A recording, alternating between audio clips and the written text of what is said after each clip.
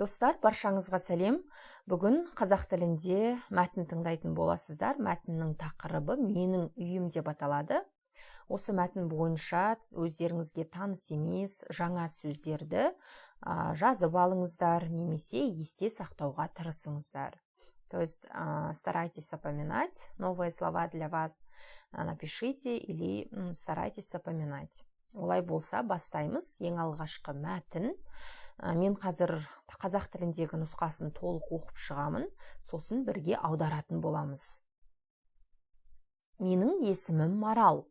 Мен ауылда тұрамын. Менің үйім өте үлкен емес. Бірінші қабатта қонақ бөлме, ас үй, жуынатын бөлме мен әжетхана бар. Ал екінші қабатта екі жатын бөлме, екі жуынатын бөлме бар. Үйдің алдында бақша бар. Үйдің артында бақ бар. Онда алма, алмұрт, шие ағаштары өседі.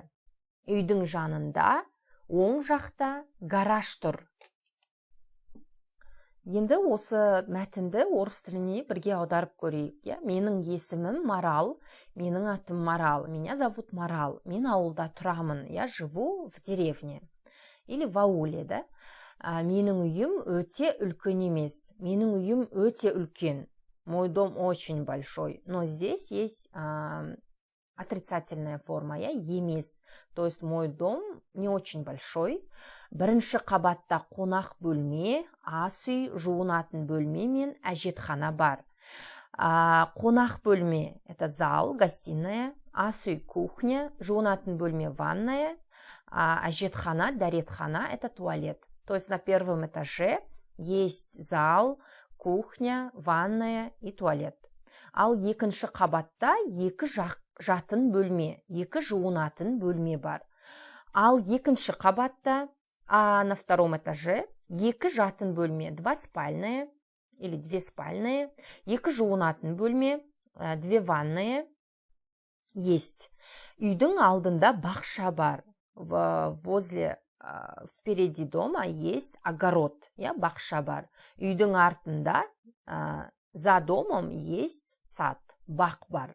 Онда алма, алмұрт, шие ағаштары өседі. Там растут деревья, ағаштары, қандай? Яблоко, яблочные, алмұрт – это груша, шие – это вишня. Үйдің жанында, оң жақта гараж тұр. Үйдің жанында, қасында, то есть возле дома, оң жақта справа стоит гараж. Өте жақсы, керемет жұмыс достар. Осы мәтін бойынша енді өздеріңізге таныс емес жаңа сөздерді есте сақтауға, жазып алуға тырысыңыздар. Олай болса, келесі мәтінді қарастырамыз. Менің пәтерім үлкен. Мен 4 бөлмелі пәтерде тұрамын. Үйге кіргенде бірден оңға бұрылсаңыз, ас үйге барасыз. Ас үйдің аумағы 18 шаршы метр. Ол бөлмеден балконға шығуға болады. Кіргенде қарсы алдыңызда ас үй жиһазы тұр. Төрде тамақ ішетін үстел бар. Ас үйден шығыңыз да, оң жақта тұрған қонақ бөлменің есігін ашыңыз. Оның ауданы 34 шаршы метр. Төрде оң жақ қабырғада теледидар ілулі тұр. Теледидар қарсысында жұмсақ орындықтар бар. Жұмсақ орындықтар тұр. Ал сол жақ қабырға жақта ұзын үстел бар. Қонақ бөлме қасында осы бойда жатын бөлмесі тұр. Ол менің бөлмем. Ауданы 17 шаршы метр. Жатын бөлмеге қарсы тағы бір жатын бөлме бар. Ол сіңілімнің бөлмесі. Ауданы 19 шаршы метр. Екеуміздің бөлмеміздің ортасында жуынатын бөлме тұр. Оның ауданы 5 шаршы метр. Сіңлімнің бөлмесінің оң жағында ата-анамның бөлмесі бар.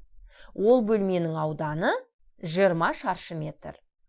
Бұл бөлменің ішінде бір жуынатын бөлме бар.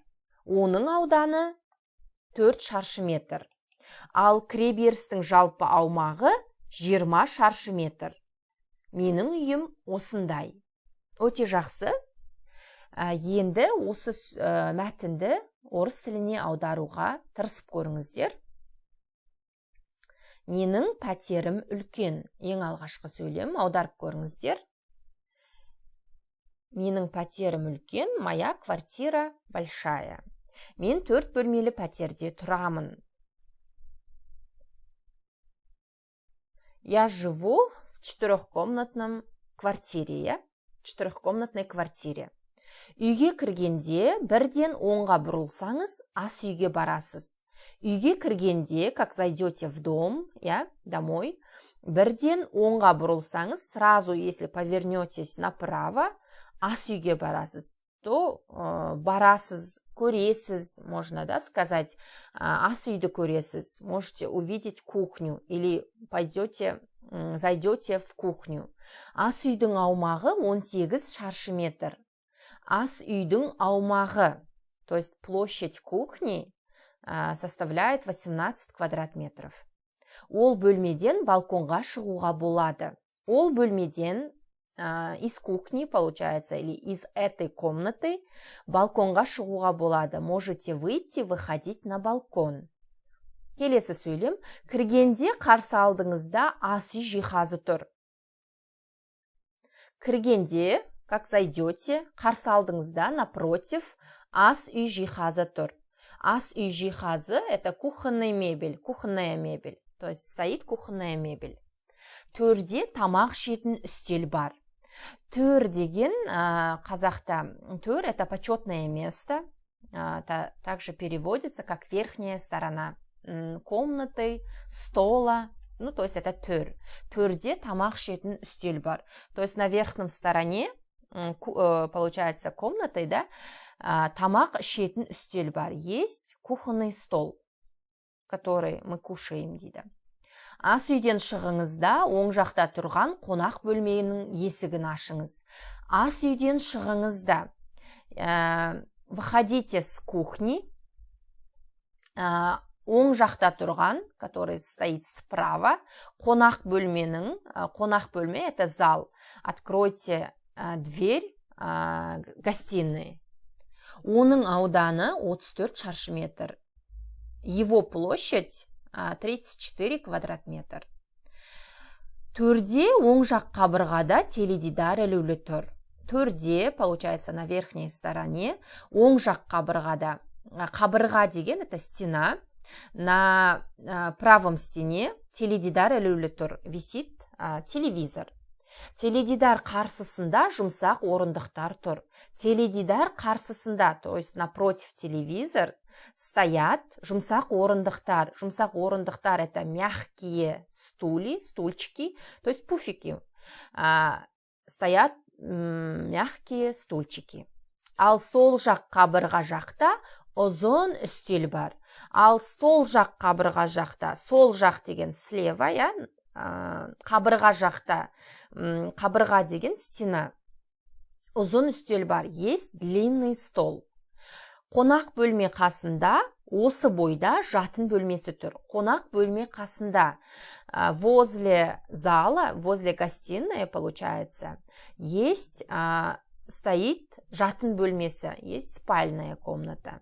Ол менің бөлмем. Это моя комната. Ауданы 17 шаршы метр. Площадь ее 17 квадрат метр. Жатын бөлмеге қарсы, тағы бір жатын бөлме бар. Жатын бөлмеге қарсы, напротив на спальную, тағы бір жатын бөлме бар. Еще одна комната есть. Ол сіңлімнің бөлмесі. Она комната моей сестренки. Ауданы 19 шаршы метр. Площадь 19 квм, квадрат метр. Екеуміздің бөлмеміздің ортасында жуынатын бөлме тұр. Екеуміздің бөлмеміздің ортасында в середине, получается, в середине наших комнат стоит жуынатын бөлме, ванная. Оның ауданы 5 шаршы метр.